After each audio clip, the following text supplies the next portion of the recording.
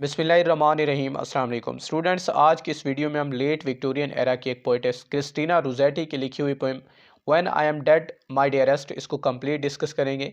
इसकी line by line explanation देखेंगे, इसकी समरी को डिस्कस करेंगे और उसके साथ ही हम इसके अंदर जो मेजर थीम्स हैं उनको भी समझने की कोशिश करेंगे और लास्ट में मैं आपको इसके अंदर जो मौजूद सिंबल्स हैं उनके बारे में बताऊंगा। तो बहुत ही ब्रीफ तरीके से और कंप्लीट जो है मैं इस पोइम को डिस्कस करने की कोशिश करूंगा ताकि ये आपको समझ आए। ये जो पोइम है when I am dead my dearest, इसको क्रिस्टीना रोज़ेटी ने 1848 के अंदर लिखा था, 1848 के अंदर। तब उनकी एज जो है वो सिर्फ 18 साल थी। 1830 में वो पैदा हुई थी और 1848 के अंदर उन्होंने ये पोएम लिखी थी। उन्होंने 18 साल की उम्र से ही ये सोचना शुरू कर दिया शायद वो जल्दी मर जाएंगी, तभी उन्होंने ये पोएम लिखी थी। और इसके अंदर वो कहते हैं कि when I am dead my dearest, कि जब मैं मर जाऊं मेरे प्यारे, sing no sad song for me, मेरे लिए कोई उदास गाने मत गाना। तो सैड सॉन्ग का मतलब ये है कि यहाँ तुम गमगीन मत होना। आगे कहते हैं plant thou no roses at my head, तुम जो है मेरे सर के ऊपर कोई गुलाब के फूल मत लगाना। प्लांट दाओ mean you should not plant, ना लगाना। दाओ का मतलब है तुम जो है कोई गुलाब की पत्तियां या गुलाब के फूल या गुलाब जो है मेरे सर के ऊपर ना बिखेरना, ना ही मेरी कब्र के ऊपर, ना मेरी ग्रेव के ऊपर। नॉर शैडी सिप्रस ट्री, और ना ही सायादार सिप्रस के दरख्त। सिप्रस ट्री जो है ये एक्चुअली सिंबल ऑफ मॉर्निंग है, ये गम को शो करता है। ट्रेडिशनली सिप्रस का दरख्त जो है वो इस तरह का दरख्त होता है जो कब्रों के अंदर या सिमिट्रीज़ के अंदर लगाया जाता है किसी की डेथ के ऊपर, और फिर ये बड़ा होता है तो ये सोचा जाता है कि शायद ये मरने वाले को छाँव या शैडो फ्राहम करेगा। कि be the green grass above मी, मेरे ऊपर तुम सब्ज घास की तरह रहना, मीन मेरी कब्र के ऊपर सब्ज घास उगने देना। Green grass is actually symbol of revitalization, rebirth की सिंबल है। तो कहती है कि जब मैं मर जाऊं तो मेरी कब्र के ऊपर ना तो तुम दरख्त लगाना ना फूल लगाना, बल्कि उसके ऊपर जो नेचुरल घास होती है उसको तुम उगने देना। ताकि इसका मतलब ये है कि वो नहीं कहना चाहती हैं कि ताकि तुम मुझे भूल सको। With showers and dew drops wet, और फिर उनके ऊपर जो शबनमी कतरे हैं उनको शावर होने देना, उनको पड़ने देना। वो ड्यू ड्रॉप्स जो है उस घास को जो है गीला कर दें। वो शबनमी कतरे जब घास के ऊपर पड़ते हैं तो घास जो है बहुत खूबसूरत हो जाती है। वो भी इसी तरह कहती हैं कि मेरी कब्र के ऊपर घास उगने देना। एंड इफ़ दाओ विल्ट, और अगर तुम कर सको, रिमेंबर, तो मुझे याद रखना। कि अगर तुम मुझे याद रख सको तो मुझे याद रखना। दाओ का मतलब होता है यू, विल्ट का मतलब होता है विल, कि अगर तुम चाहो तो मुझे याद रखना। एंड इफ़ दाओ विल्ट, और अगर तुम चाहो, फॉरगेट, तो मुझे भूल जाना। और फिर इसी पोइम, इसी वर्ड रिमेंबर के ऊपर उन्होंने अपनी एक और पोइम भी लिखी थी जिसमें वो कहती है कि remember me when I M gone away, मुझे याद रखना जब मैं दूर चली जाऊं। Gone far away into the silent land, दूर कहीं खामोश ज़मीनों के अंदर। तो वो फिर चाहती भी हैं कि उन्हें याद रखा जाए, लेकिन अभी वो जो जिसको वो एड्रेस कर रही है उसको कहती है कि तुम्हारी डिज़ायर है, तुम्हारी विल है, तुम चाहो तो मुझे याद रखो, तुम चाहो तो मुझे भूल जाओ। और आगे कहती हैं कि I shall not see the shadows, मैं जो है वो शेडोज़ नहीं देख पाऊंगी, मैं साए को महसूस नहीं कर पाऊंगी।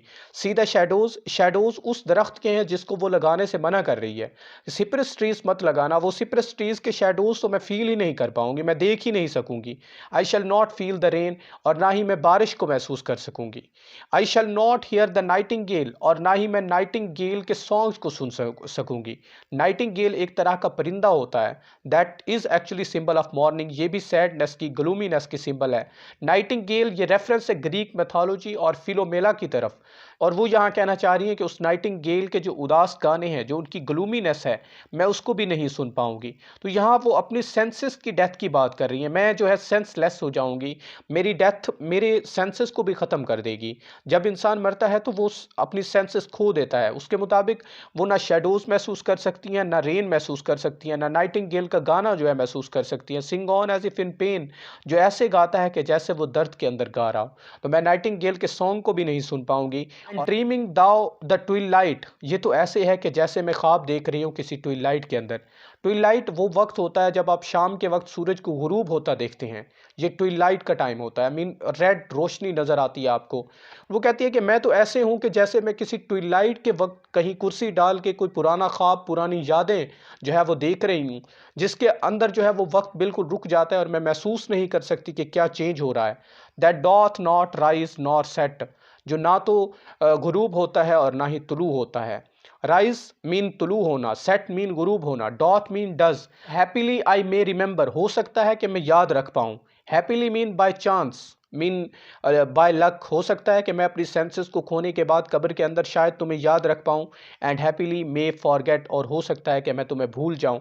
तो वो कहती हैं कि मुझे ये भी नहीं पता कि मैं तुम्हारा जो लव है, जो तुम्हारी अटैचमेंट है, उसको याद कर पाऊँगी या नहीं, क्योंकि मैं तो ट्विलाइट के टाइम होंगी जहाँ मुझे किसी वक्त की जो है वो खबर नहीं होगी कि वक्त गुजर रहा है या जो वक्त है वो ठहरा हुआ है। अब इसके अंदर अगर हम मेजर थीम्स की बात करें तो सबसे पहले डेथ का थीम है। यहाँ वो ये कहना चाहती हैं कि डेथ तो इनएविटेबल है, डेथ तो आनी ही आनी है, डेथ से तो कोई नहीं भाग सकता, कोई एस्केप नहीं हो सकता, हमने मर जाना है सब ने। और ये डेथ को वो एज ए ब्लेसिंग कंसीडर कर रही हैं कि डेथ जब आएगी तो मुझे इस पेन से रिलीफ मिलेगा। So death is actually a source of relief for her. क्यों? Life is actually enigma of incompletion, ज़िंदगी तो नामुकम्मल है, ज़िंदगी के अंदर तो सिर्फ पेन्स एंड सफरिंग्स हैं। So she is considering that कि उन सफरिंग से एस्केप करने के लिए ज़रूरी है कि वो मर जाएं, और उसके बाद जो है वो अपने जो पसंदीदा शख्स है, जो उनका अजीज़ है, उसको गम भी नहीं देना चाहती।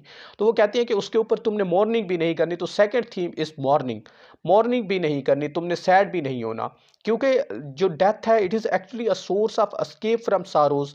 मैं तो इससे भाग रही हूँ, मैं तो इस गम से, इन बीमारियों से दूर जा रही हूँ। सो वाई, तुम क्यों गमगीन हो उसके ऊपर। ये एक और थीम है। लाइफ का थीम मिलता है, लाइफ और पेन का थीम भी मिलता है कि ज़िंदगी के अंदर तो सिर्फ पेन है और उसको ख़त्म करने के लिए हमें डेथ इस्तेमाल की जाती है। डेथ सोर्स होता है, death is actually source of relief. इसलिए तो ऑस्कर वाइल्ड का बहुत फेमस कोट है कि death must be so beautiful, death बहुत खूबसूरत होगी। To lie in the soft brown earth, कि सॉफ्ट ब्राउन अर्थ के अंदर जो है वो लाए हो जाना, with the grasses waving above one's head, कि ग्रासेस जो है वो तुम्हारे सर के ऊपर लहा रहे हों। And listen to silence, and और तुम उस खामोशी को सुनो जो कब्र के अंदर है। टू हैव नो यस्टरडे, तुम्हारा कोई पास ना हो। टू हैव नो टुमारो, और तुम्हारा कोई कल ना हो। टू फॉरगेट टाइम, तुम वक्त को भूल जाओ। टू फॉरगेट लाइफ, तुम जिंदगी को भूल जाओ। टू बी एट पीस, तुम जो है वो बिल्कुल पीस के अंदर चले जाओ। तो इसी तरह वो जो लाइफ और पेन का थीम है वो भी इसके अंदर मिलता है, लव का थीम भी मिलता है। तो टोटली डेथ का थीम है, मॉर्निंग का थीम है, लाइफ का थीम है, लव का थीम है, पेन का थीम है और अटैचमेंट का थीम है।